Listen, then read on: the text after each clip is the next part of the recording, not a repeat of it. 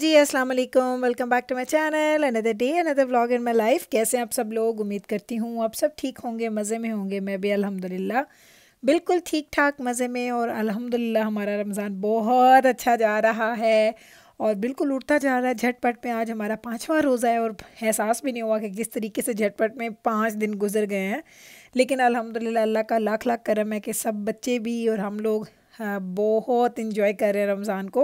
और रमज़ान का ये जो होती है ना, जिसकी अट्रैक्शन होती है, फास्टिंग करना, फिर अफ्तार करना, सहरी में उठना, ये सारी चीज़ें आपको इस बाबरकत महीने में और ज़्यादा रंग भर देते हैं। लाइक मुझे तो इतना मज़ा आता ना, जैसे रमज़ान आता ना तो हम लोगों की तो एक्साइटमेंट जो है ना वो आसमानों पे पहुंच जाती है। तो जनाब आज मेरी थी अपॉइंटमेंट। मैं आपको पता है मसाजिस के लिए भी जाती हूँ एंड फिजियो अभी मैंने स्टार्ट किया है फिजियो, क्योंकि मुझे बहुत अरसा पहले, अगर आपको याद होगा, कि मेरे हाथ में दर्द हुआ था और मैं अल्ट्रासाउंड वगैरह भी मैंने अपने हाथ का करवाया था। तो मुझे कभी कभी ऐसा लगता है जब मैं बहुत ज़्यादा काम करती हूँ ना तो मेरे हाथ का दर्द दोबारा से जाग जाता है।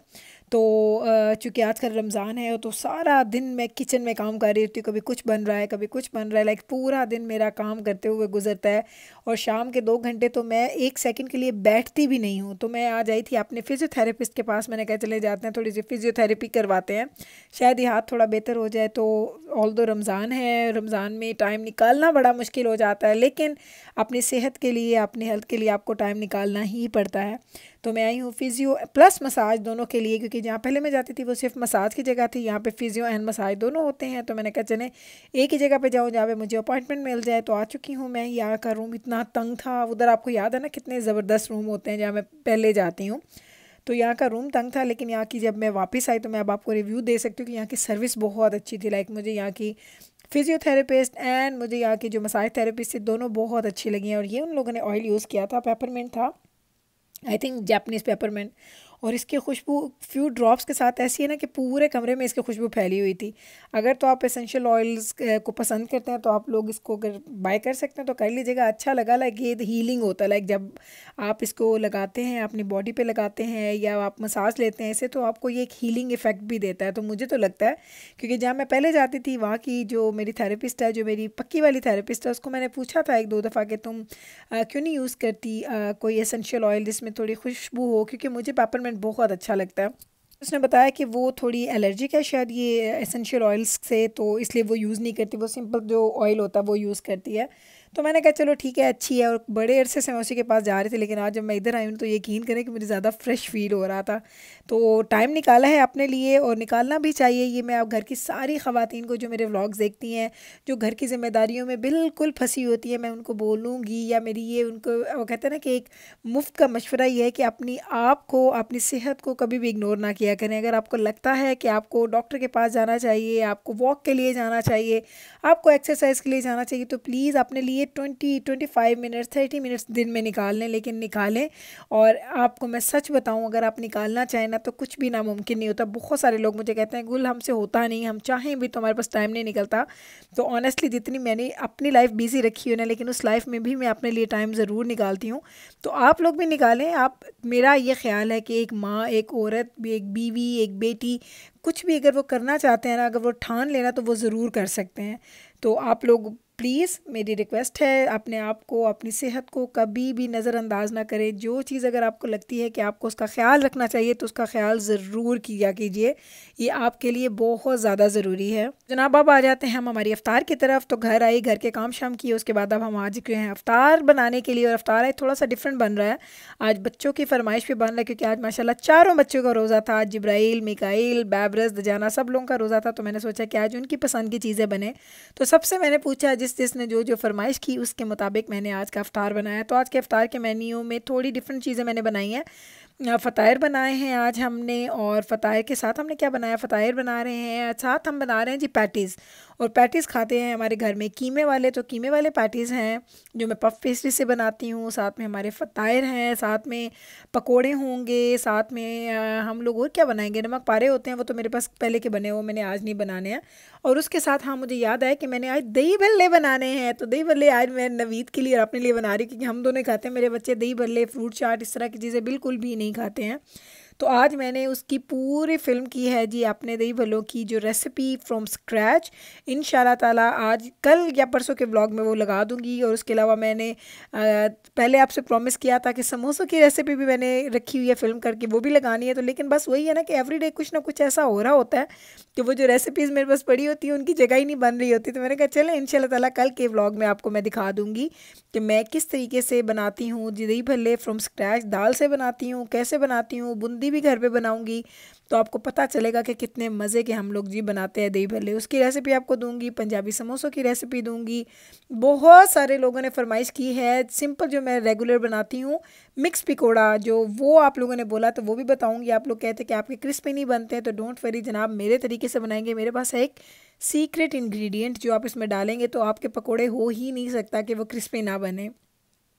तो ये है जी हमारा आज का अफ्तार टेबल आपके सामने। आपको दिखाते हैं जी वन बाय वन क्या कुछ आज बनाया। माशाल्लाह माशाल्लाह, अल्लाह का बड़ा करम, सब चीज़ें टाइम पे तैयार हो गई। 10 मिनट अभी रहते थे अफ्तार में और हम लोगों ने सारा टेबल सजा दिया है। तो टेबल पे क्या क्या है ये मैं भी आपको दिखा देती हूँ, करीब लेके जाती हूँ और एक एक चीज़ आपको दिखाना स्टार्ट करती हूँ कि क्या कुछ आज हमने बनाया है। तो चले स्टार्ट करते हैं जी। यहाँ से चटनियाँ तो होती हैं, उसके बाद ये है जी दही भल्ले, जिसकी रेसिपी मैंने ऑलरेडी फिल्म की है, वो आपको दिखाऊँगी।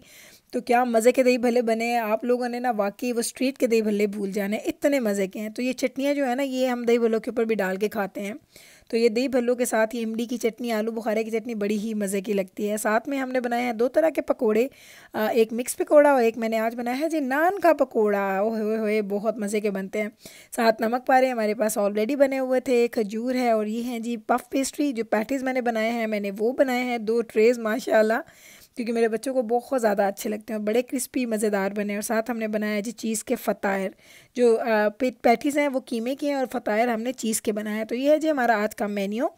बड़ा मज़े का था अल्हम्दुलिल्लाह, बच्चों ने इंजॉय किया। और आपको सच बताऊं तो जब आप कोई चीज़ बनाते हैं, मेहनत करते हैं और आपके बच्चे खुश होकर खा लेना, तो आपका वो कहते हैं ना कि मेहनत वसूल हो जाती है। मैं हमेशा कहती थी कि हमारी माएँ जो है ना उनको इतनी मोटिवेशन कहाँ से मिलती है कि हमने ये भी करना है वो भी करना है। तो अब खुद माँ बने तो पता चला कि आपको मोटिवेशन अल्लाह ताला दे देते हैं, और वो मोटिवेशन या वो एक जो पुश होता है ना वो आपको मिलती है आपके बच्चों और आपके हस्बैंड की तरफ से। तो ये सारे काम किए, अफ्तारी होगी। अफ्तारी करने के बाद आज आपको दिखाते हैं जी हमने घर के लिए बाय किए हैं टूल्स। जी जनाब, हमने टूल्स बाय किए हैं। नवीद को नहीं, यहाँ पे कनाडा में जो लोग भी रहते हैं वो इस बात से इत्तेफाक करेंगे, जब आप एक घर ख़रीदते हैं, घर में रहते हैं, तो यहाँ पे बहुत सारी चीज़ें ऐसी हैं जो आपको घर में ज़रूरत होती है उनकी। कुछ लोग वो सेकंड हैंड भी ख़रीद लेते हैं, कुछ लोग वो ब्रांड न्यू ख़रीदते हैं। तो हम लोगों का प्लान था, हमें काफ़ी दिनों से ये चीज़ें चाहिए थी, मुझे तो उनका नाम भी नहीं आती, ड्रिल वगैरह है कुछ, आई थिंक कुछ रेंच है, और पता नहीं मैं गलत नाम ना लूँ। ये 3-4 तरह की चीज़ें हैं, कोई एक नहीं है।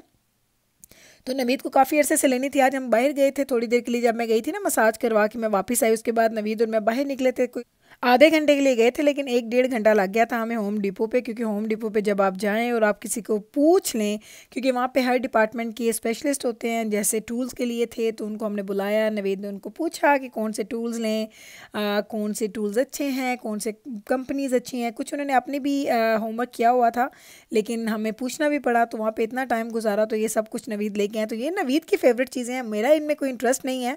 लेकिन मैं सच बताऊँ तो जब भी घर में कोई चीज़ हमने फ़िक्स करनी होती है, कोई चीज़ हमने असम्बल करनी होती है, तो उस वक्त इन टूल्स की वाकई ही बड़ी ज़रूरत पड़ती है। तब नवीद कहते हैं देखा मैं कहता था ना कि इन चीज़ों की घर में ज़रूरत पड़ती है, होनी चाहिए।